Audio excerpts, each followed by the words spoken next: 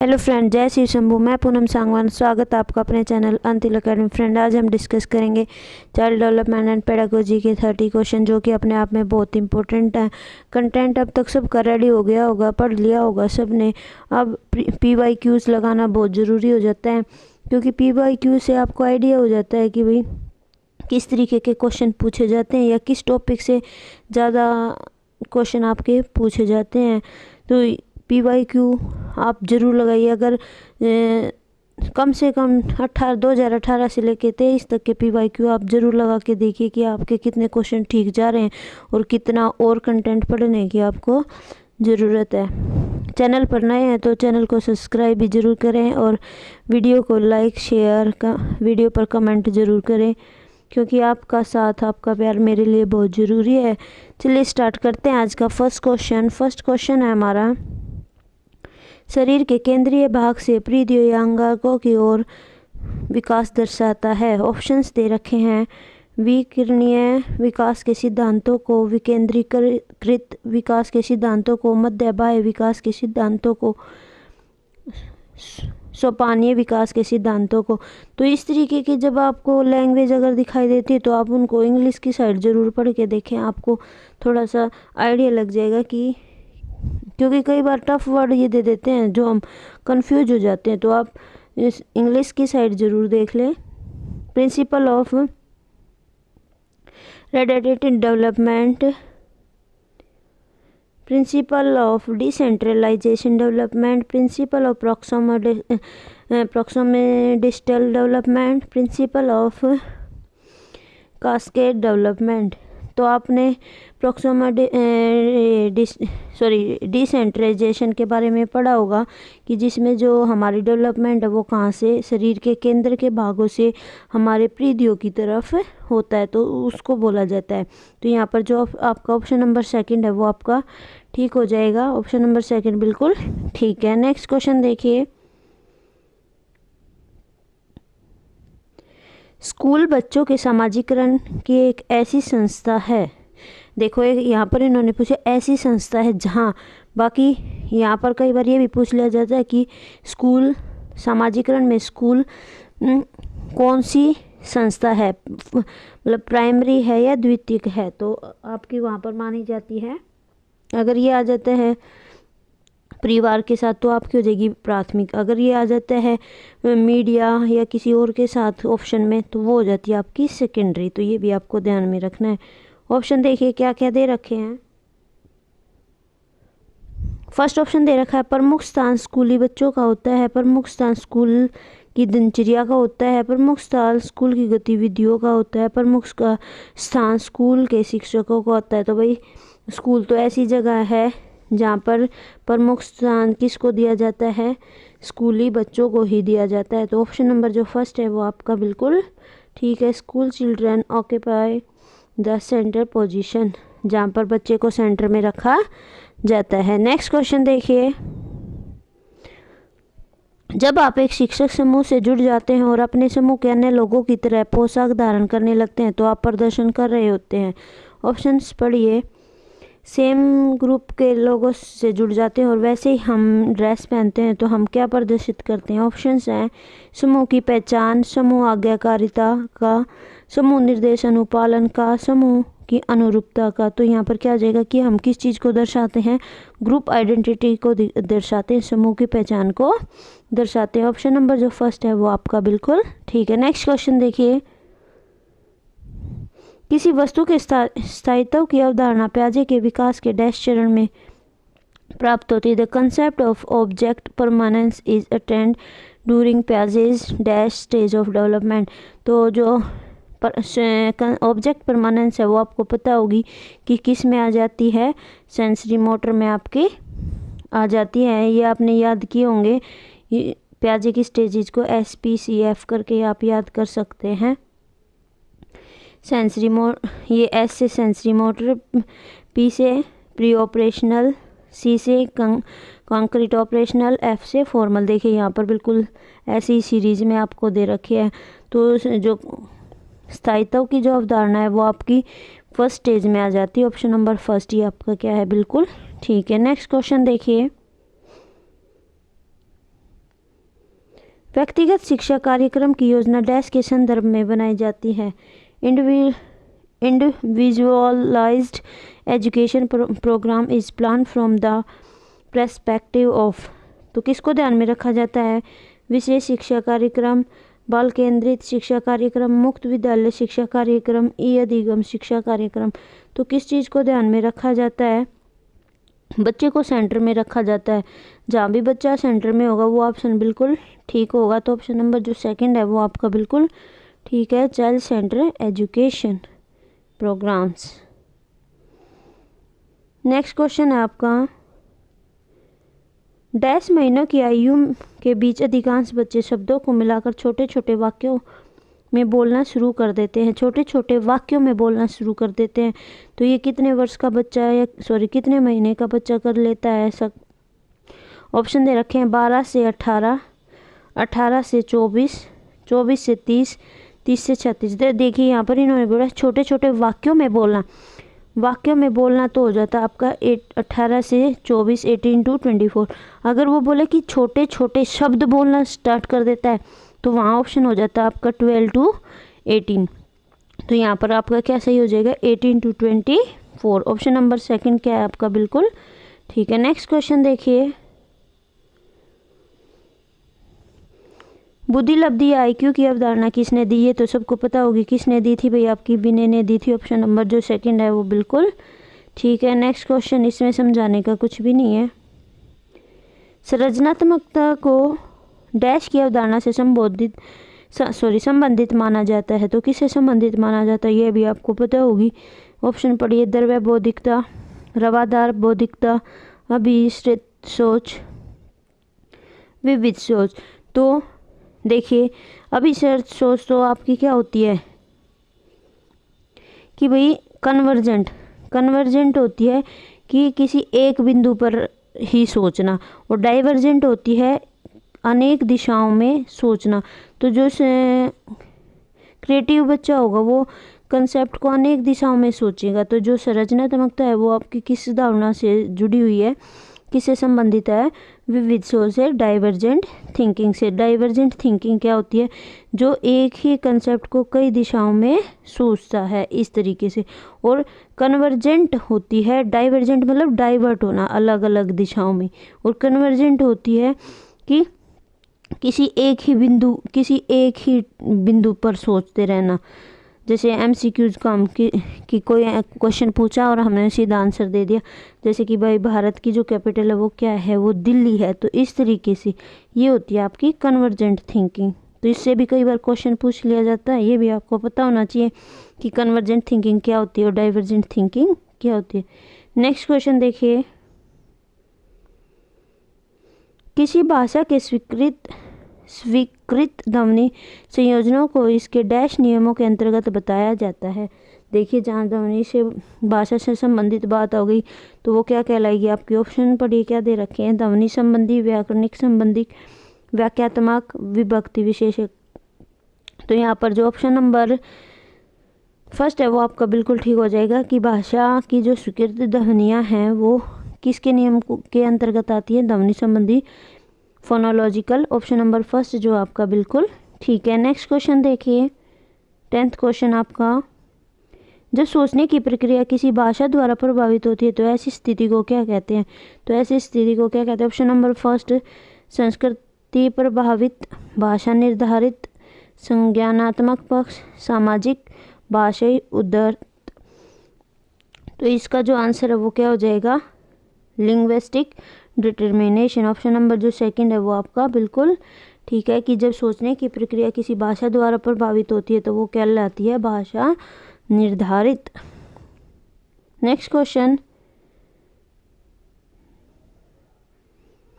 अपने अनुभव और लक्षणों के आधार पर उपकरणों में खराबी के कारण की परिकल्पना का परीक्षण कर रवि उपकरणों की मरम्मत करता है, वह उपयोग करता है।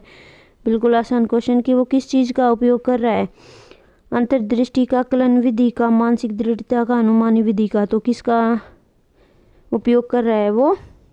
एल्गोरिदम का उपयोग कर रहा है, कलन विधि का उपयोग कर रहा है। ऑप्शन नंबर सेकंड जो है आपका बिल्कुल ठीक है। नेक्स्ट क्वेश्चन देखिए,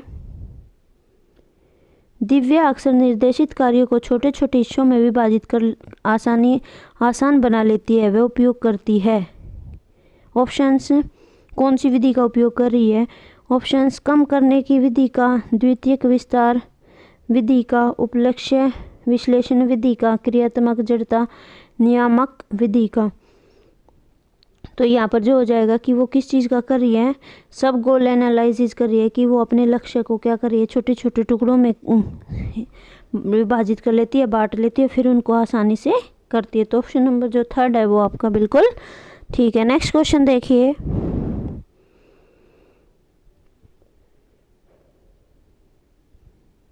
पुरुष और महिलाओं की भूमिकाओं का निर्धारण समाज करता है। यह कथन बताता है कि लैंगिकता एक अंतर्निहित अवतरण है, लैंगिकता एक आनुवंशिक प्रतिभा है, लैंगिकता एक अंतर्ज्ञानी अवतरण है, लैंगिकता एक सामाजिक अवतरण है। देखिए, जहाँ पर जेंडर की बात आ जाए तो वो जेंडर क्या, हमारा सोशल कंस्ट्रक्ट है, समाज द्वारा बनाया गया है कि लड़के ये काम करेंगे, लड़कियां ये काम करेंगी, लड़की रो सकती हैं, लड़के रो नहीं सकते।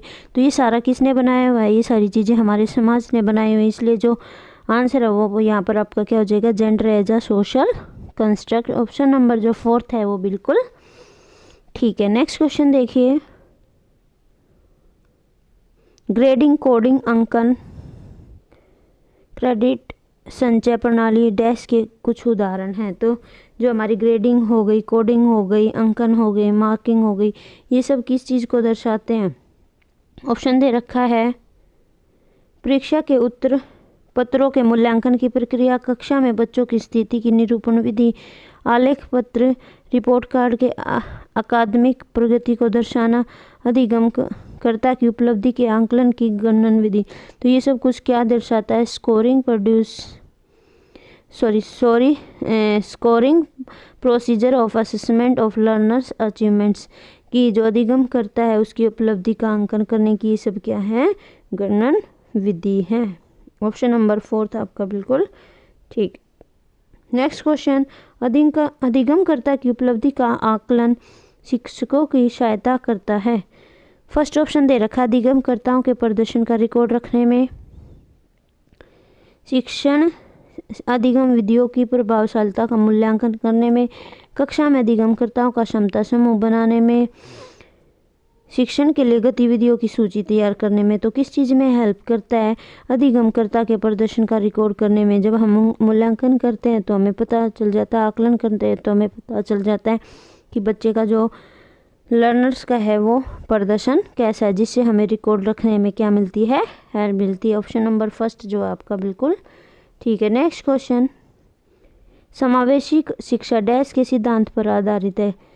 सामाजिक संतुलन, समता एवं समान अवसर, सामाजिक अस्तित्व एवं वैश्वीकरण, विश्वबंधुता। तो हमारा जो समावेशी शिक्षा है वो किस पर आधारित है? कि सभी को समानता के साथ इक्वल अवसर मिले, चाहे कोई कैसा भी बच्चा है, कोई मंद बुद्धि का है या कोई इंटेलिजेंट है, सभी को समान अवसर मिले। तो किस पर आधारित है? Equity and equal opportunities. Option number first है वो आपका बिल्कुल ठीक है। नेक्स्ट क्वेश्चन देखिए,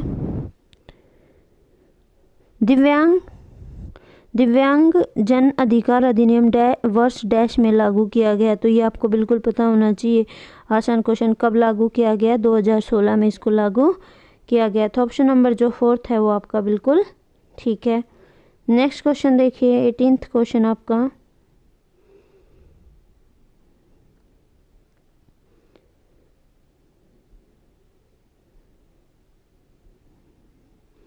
व्यक्तिगत विविधताओं वाले बच्चों को पढ़ाने के लिए ऐसे विद्यालय होने चाहिए जो children with individual differences should be taught in a school having teachers, जहाँ पर टीचर कैसे हों। तो ऑप्शन पढ़िए, व्यक्तिगत विविधताओं के आधार पर वर्गीकृत की गई कक्षाओं में विभिन्न वर्गों को पढ़ाना। तो वर्गीकृत नेगेटिव वर्ड है, ये तो हमारा ऑप्शन होगा नहीं। टैग वर्ड्स होते हैं जो कि मैंने कई बार बताए, उनको ध्यान में रखना। फिर विविध अधिगम आवश्यकताओं के अनुसार शिक्षण अधिगम प्रविधियों का प्रयोग करने में प्रशिक्षित हों। विशिष्ट व्यक्तिगत विविधताओं वाले बच्चे को पढ़ाने के लिए प्रशिक्षित हो। तो ये ऑप्शन हमारा ठीक लग रहा है। बच्चों को समरूप अधिगम कर्ता बनाने में प्रशिक्षित हो, कि जहाँ पर बच्चे अलग अलग विविधताओं से आते हैं और फिर भी वो उनको पढ़ाने में ट्रेंड हो। तो इस तरीके के क्या शिक्षित होने चाहिए। ऑप्शन नंबर जो थर्ड है वो आपका बिल्कुल ठीक है। नेक्स्ट क्वेश्चन, निःशुल्क एवं अनिवार्य बाल शिक्षा अधिकार अधिनियम 2009 दिव्यांग बच्चों की निःशुल्क शिक्षा के अधिकारों को सुनिश्चित करता है कि कितनी आयु उनकी होनी चाहिए। तो कितनी आयु ये निर्धारित की गई थी कि 6 से 14 वर्ष के बच्चों को बिल्कुल फ्री में एजुकेशन दी जाएगी। ऑप्शन नंबर जो थर्ड है वो आपका बिल्कुल ठीक है। तो एक क्वेश्चन आपका ये भी बन रहा है कि निःशुल्क एवं अनिवार्य बाल शिक्षा अधिनियम कब लागू किया गया। तो कब लागू किया गया था, 2009 में। अगर दिव्यांगजन वाला पूछा जाए तो वो उसका आंसर आपका हो जाएगा कब लागू किया गया था, 2016 में। ये आपको याद रखना है। नेक्स्ट क्वेश्चन, विविध अधिगमकर्ताओं के लिए सुगममय स्वरूपों में शिक्षण अधिगम सामग्रियां प्रदान करने का तात्पर्य डैश से है। सार्वभौमिक समावेशी शिक्षा के नैतिक विचार, शिक्षण व्यावसायिकता की सार्वभौमिक संहिता, शिक्षण के सार्वभौमिक मानववादी दृष्टिकोण, अधिगम की सार्वभौमिक संरचना। तो इसका उद्देश्य क्या है, अधिगम की सार्वभौमिक संरचना, universal design of learning. Option number जो फोर्थ है वो आपका बिल्कुल ठीक है। नेक्स्ट क्वेश्चन, स्व जागरूकता एवं संज्ञानात्मक क्षमताओं का नियंत्रण जैसे योजना बनाना, समीक्षा करना और संशोधन करना इत्यादि डैश में अंतर्निहित है। तो किस में अंतर्निहित है, ऑप्शंस पढ़िए। केंद्रीकरण, संज्ञान बोध, संज्ञान समायोजन। तो देखिए आपको ये वर्ड अगर हिंदी में नहीं समझ आ रहा है तो आप इनको इंग्लिश की साइड पढ़ोगे तो आपको 1 मिनट में आंसर मिल जाएगा। सेंट्राइजेशन, मेटाकोग्निशन, कोग्निशन, एकमेंडेशन। तो इसका आंसर क्या होगा, मेटाकोग्निशन। ऑप्शन नंबर जो सेकंड है वो आपका बिल्कुल ठीक है। तो इंग्लिश की साइड जरूर देख लीजिए, जब आपको कुछ वर्ड हिंदी में नहीं समझ आ रहे होंगे तो वो इंग्लिश में आपको पता चल जाएगी। जब बच्चे प्राप्त करने की सूचना की व्याख्या करने के लिए अपने अनुभव के आधार पर सोचते हैं तो उसे क्या कहा जाता है। आप समझ गए होंगे, अपने अनुभव के आधार पर सोचते हैं तो उसको क्या कहा जाता है। ऑप्शंस पढ़िए। प्रतिक्रियावादी सोच, संरचनात्मक सोच, अमूर्त सोच, मूर्त सोच। तो उसको क्या कहा जाता है, क्रिएटिव थिंकिंग। जब बच्चे अपने अनुभव के आधार पर सोचते हैं तो वो क्या कहलाता है आपका, क्रिएटिव थिंकिंग, संरचनात्मक सोच। ऑप्शन नंबर सेकंड बिल्कुल ठीक है। नेक्स्ट क्वेश्चन, अधिगमकर्ताओं को व्यक्तिगत क्षमताओं के आधार पर उनकी कठिनाइयों के विभिन्न स्तरों को ध्यान में रखते हुए पढ़ाने की विधि को डैश कहा जाता है। कि सब बच्चों की क्षमताओं को ध्यान में रखकर सभी बच्चों की एबिलिटी को ध्यान में रखकर, लर्नर्स को ध्यान में रख कर पढ़ाया जाता है। तो वो विधि आपकी क्या कहलाती है। ऑप्शंस पढ़िए। विभेदी अनुदेशन, चयनित अनुदेशन, सटीक शिक्षण, त्रुटिहीन शिक्षण। तो सभी को ध्यान में रखकर किया जाता है तो वो क्या कहलाता है आपका, विभेदी अनुदेशन, differentiate instruction. Option number first है वो आपका बिल्कुल ठीक हो जाएगा। नाम से ही पता चल रहा है कि सबको ध्यान में रखते हुए, किसी के साथ भेदभाव न करते हुए इंस्ट्रक्शन। तो विभेदी अनुदेशन ऑप्शन नंबर फर्स्ट आपका बिल्कुल ठीक है। नेक्स्ट क्वेश्चन देखिए 24th, प्रतिपालन अधिगम का एक विशिष्ट चरण है जो अधिगम डैश के चरण का पूर्ववर्ती है। पूर्ववर्ती पूछा है तो ऑप्शन पढ़िए। अधिग्रहण, अभिप्रेरण, आत्मनिर्भरता, सामान्यीकरण। तो जो ऑप्शन नंबर फोर्थ है वो आपका बिल्कुल ठीक है। सामान्यीकरण इसका पूर्ववर्ती चरण होगा, जनरलाइजेशन। ऑप्शन नंबर फोर्थ आपका बिल्कुल ठीक है। नेक्स्ट क्वेश्चन देखिए, जिंजोक का यह मानना है कि संज्ञान और भाव होते हैं। देखिए केवल यही एक ऐसे साइकोलॉजिस्ट थे जिन्होंने इनको क्या माना, स्वतंत्र माना, इंडिपेंडेंट माना, बाकी कोई भी नहीं मानता। तो कहीं और किसी और साइकोलॉजिस्ट का नाम आ जाए तो वो नहीं मानते थे कि ये दोनों स्वतंत्र हैं, वो ये संबंधित मानते थे। केवल जो की थे जो क्या कहते थे कि ये दोनों क्या है, स्वतंत्र है। ये आपको बिल्कुल याद रखना है। ऑप्शन नंबर सेकंड जो है आपका बिल्कुल ठीक है। नेक्स्ट क्वेश्चन देखिए, पहले से सीखे हुए कार्यों में सुधार लाने के लिए शिक्षक बच्चों को प्रदर्शन देखकर सिखा रहा है। वह शिक्षण की डैश विधि का प्रयोग कर रहा है। तो किस विधि का प्रयोग कर रहा है कि भाई पहले के प्रदर्शन को देखकर सिखा रहा है, तो वो क्या कहलाता है आपका मॉडलिंग, कि पहले का प्रदर्शन को देखे। ऑप्शन नंबर जो 4 है वो आपका बिल्कुल ठीक है। अनुकरण, अवलोकन, संशोधन, तो क्या आंसर हो जाएगा आपका प्रतिरूपण, मॉडलिंग। ऑप्शन नंबर 4 है वो आपका बिल्कुल ठीक है। नेक्स्ट क्वेश्चन देखिए,